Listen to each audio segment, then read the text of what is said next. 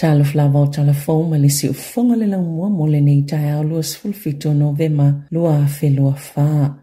E manatua le tamaita ina avea ma minista nei kikei ile tele o mea nei a ausia e ui ile pupu o le taimi na soifua ile nei lalolangi ma o se tasio faipule. Pito sile ona loto tele ni usila. Sa ulua iul fale le pale mene le tau sanga ilu afe malevalu. O se tasio faipule ma minista i se fainga malo le national. Ina ua manu malo ili nufua faitu malo au kilani tu tutonu. O se faipule mua le ale national. Ua ausia le atulanga. Na tu malo kei ile fai ungo le vaiaso. Mai se ngase o le kanesa na afia le tau sanga ilu afe sifuluono. Na faase ese ai male pale mene. Ai fai ona tonga fitinga. Na Sāmoa Sir John Key le pale mia i lea taimi. O le kanesa o kei, sa onga o ngātu na ilo le tūlanga na whaalauloa ina. I lea tunu o i lea taimi. Na whaailo i lea taimi lea awhia o le tomai tai whaipule le kanesa o le susu. Pei taina Sāmoa Sir John. O le taimi lea, ua te lele susolo le kanesa. Mai ua ilo ina tu uatula na whaamavaenga. E sa ia te ena ina mata uatu i ai. E alu e whai ona tonga fitinga. E toi fo i atu pe a mai a. Na toi fo i atu kei e ngalue. E ui le tūlanga whaale tono lona soifua malolo ina ai olona toi fo i nga luenga saf so sonia ya te ia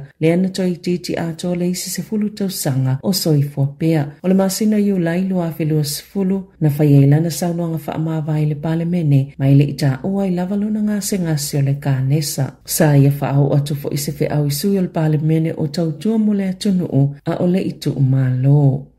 O loo whaatupeina el malo ni fō maisinia se to o lima se fulu. Whaapea manisi tau si soifua e tali eile to o ngao au whainga luenga ino uitua o au nanga le soifua malolo ino o le mawhau au nanga mo tina e maua lato pepe fōu ma au nanga tāua mo isi ngase e mana o nga whaapitoa. O le fua whaatitau le soifua malolo ina ni usila petu samalilua se fulu miliona tālale tau e whaatupe i fō mai. E whaatino ina ngā luenga whesanga i matangata e fua ilunga o lato wanga va mato mai. Se fulu miliona tālao le a whaanganga mō tau si soifua fōu. Sa sauno le minsta soifua maloloina Dr. Shane Retty o le a whaititi ai taimi whaatalitali. Whaalele ele saunga le mua ngase. Malango ai i isi au nanga whaapitoa e peo le dermatology leo lo matua mo umiena lava nisi au whainga luenga. Na sauno le minsta e te le lava le suinga le ua mawai si tau soifua ili se fululua masina o tua nai. Peitai ele o lava lau whainga luenga e isi fululua miliona tala o whaatulanga ina e te tonge nisi vaenga la iti e pe o ngā luenga toi whaaleleia suye nisi o masini ma whaatawai nisi tusi fōmani mea ta alo mō tamai te olo o whaia o lātou tonga fitinga o le atu o to lava i tō malo le whaalunga o lātou tu pepe o na sauno o le minista sa iei whaatasi Dr. Retty le whainga o le whola sanga ma le komisino le soifua maloloina New Zealand o Lester Levy Lena filifilia ile masino i ulai e fofol whaafitau le whaape o tasi te sima le wha. Biliona tala le tupe ua ova na whaaluina mai le pāke ti fuafuaina.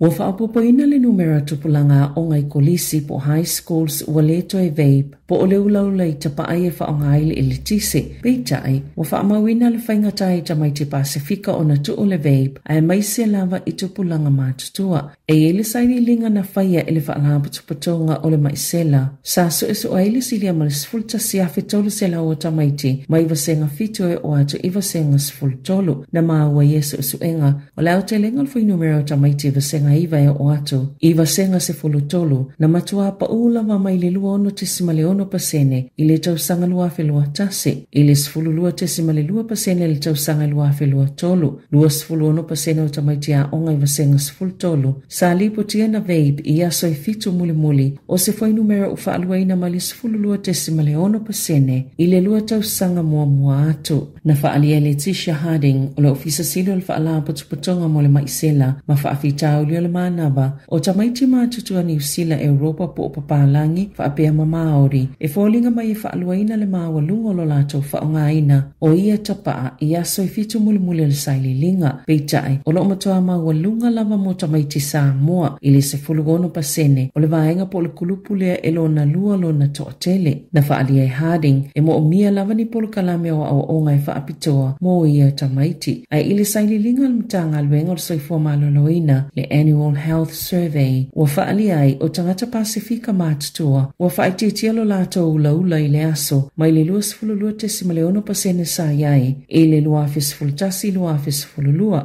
i le 0.3% i le 2.2 e uia i lea e ua whaalia i lātou na tāpena ina le saililinga whaantausaga o le soifua maloloina e fōlinga mai e le au sia le whaamoemoenga o New Zealand ina ia o atu le tausaga i 2.5 wa i lalo i fo le 5% e whaititi ai le ulaula tapaa i le aso.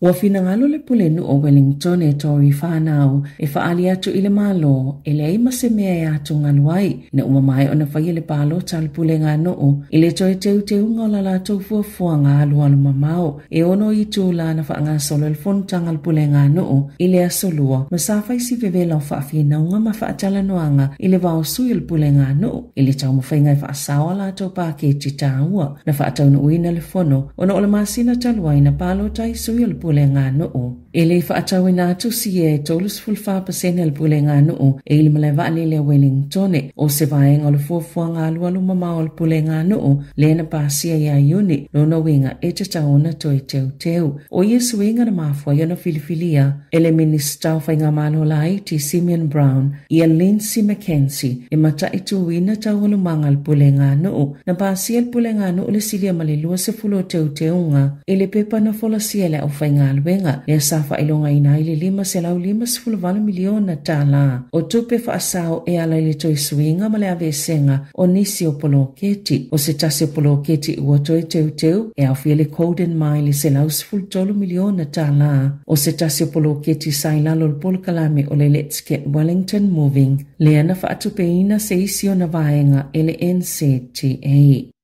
O la whaatanuina e Australia nisi o whale oloa e whaatawina atu nisi o loa pito mo mia ina ia talia tino i tupe. A matatu ila somo mo Januari loa awhilua ono ai ono whaia fo i whale tupe whaale o leo ni sila se polisi e tali atu ai le puipuinga o tino i tupe po le cash i totono le atu noo. O la whalasia le mano Australia se polisi e ala ngā tatawa i pisi nisi e whaatawina atu o loa e peo whala au motonga fitinga whaapia mapeni sini o na talia tino i tupe. O lea amata fo i ona le toi whaonga ina sia ki tupe. Ua wawena pa ule whaonga ngau tino i tupe i au se talia ma i le tau sanga luafe ma le fito o le ono iwa paseno fi whaawia ingo tupe po transactions. Sa whaonga ina i tino i tupe peitai i le tau sanga luafe lua e na o le sefulu tolo pasene e tali tutusa lava ma New Zealand. Na whaalia se tasi o le pūlenga o le whale tupe whaaleo leo Robbie Taylor. Petu sama le fitu pasene o tangata o lo whaonga ina lava le tino i tupe ya so uma e te tau ngei mea uma lava la tau te mo umia ina na ta awai Taylor. E te tau i whale o loa i New Zealand o na whaailoa i tangata pe a whaila tau te le ina tino i tupe a o le a mata whaatau ngā tangata. O lo whaawau peona mata i tua le whale tupe whaale o leo New Zealand le talia e whale o loa o tino i tupe po o le cash. Ma wa aipe mo umia le whai o se polisi. O whaapapole ina lava i lātou i le whaititi o tino i tupe a e maise lava i nuu i tua o New Zealand. Wa lātou loa le tāua telo le tino i tupe po le cash i taimi e tutupo ini whaalavlave o ngaonga whaale nātura. E pe o le a whao kāpeli elu ina ua le ola masini tala tupe ma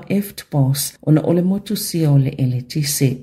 Ita alonga, wa whaatanuina le malo le whaio seilo ilonga whaatoma oti, ili whaala patupatonga o ta alonga New Zealand, le Sport New Zealand, po whaapewhia na whaasoa matuwhatuwha la tau tupe, wa whaalia se tasi mai titono le whaala patupatonga, e eile manatu o le taiala le Sport New Zealand, e pe wa whaasafua la waitangata umale tufanga o tupe, wa whaatanuina le Minister Chris Bishop, le whai o le iloilonga i le Sport New Zealand le pule ina ta alonga mga yoinga whaatino whaafifia i tono New Zealand e au fie le High Performance Sport New Zealand peita ai ua maneno e le o whaatitau le iloilonga i whaafitau le ile polo kalame o le High Performance le analia eina ua whaile suenga i le maliu o le tamaita e viliwila o Olivia Potmore i le masina nei ai o le a whaatitau tonu le suenga i le whaasoanga o tupe mai le malo e sa lau tolus futasi miliona tala na inivesa o le High Performance Sport New Zealand I taalonga fast full fights tono tau sanga fa taluai nei e inivesa le Sport New Zealand le isifitu se fulu miliona tala I tau sanga ta itasi. I whaala potopotonga tau I taalonga le atunuu o whaala potopotonga wha ito malo kulupu ese mai si fo I vaenga ma le whaanaunonga ina ia to a angatangata New Zealand e whaanga yo lato tino.